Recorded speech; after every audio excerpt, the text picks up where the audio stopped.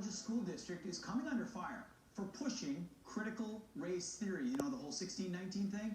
Well, the Wake County Public School System recently held a training session to bring the controversial method into the classroom, saying that white parents will stand in the way, quote, white parents' children are benefiting from the system. They are perceiving that they are going to lose something.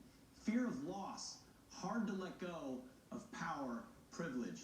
Here to react is Rachael Ayscue, mother of 2 students in the Wake County Public School System. Rachael, thank you so much for being here. We appreciate it. And up front, I want to say, this is not an easy topic, not an easy topic for someone to come talk about, especially someone with kids in the school district who I suspect loves the school, teachers, other students, all of that.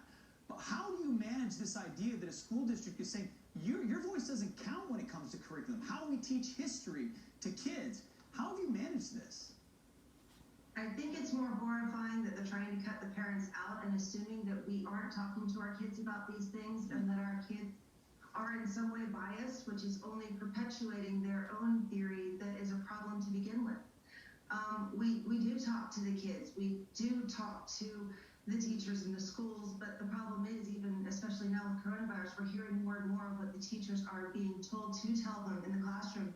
And it's horrifying because there is no recourse. There is no opportunity to speak back without being called out or without being shunned for it. So you talk to your kids about the fact that American history is far from perfect. Men and women are flawed. Sins happened. We've tried to move toward a better place.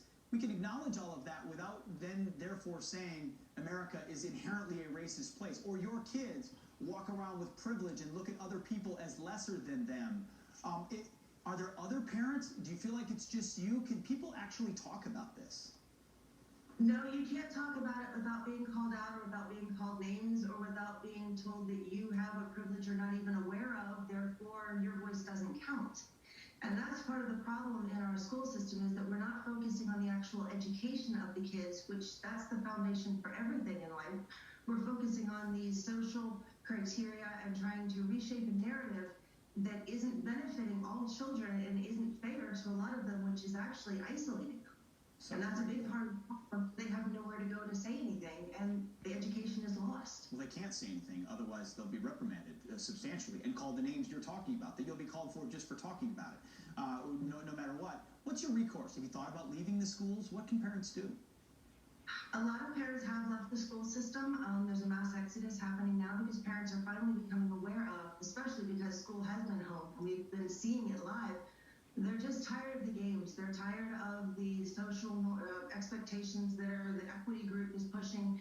They're tired of being cut out of the system, being told we don't know any better, being told that our kids are, somehow privileged when they're not. They're just trying to get an education.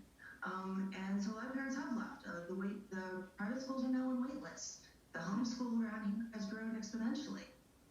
We just want our kids to learn. We want them to have that curriculum and that educational foundation that's going to serve them later in life. And they can make these social decisions later if they're taught correctly now and given a chance. If they have the foundation, of course, the world is open to them later on, regardless of the color of their skin. Rachael, thank you so much for your courage.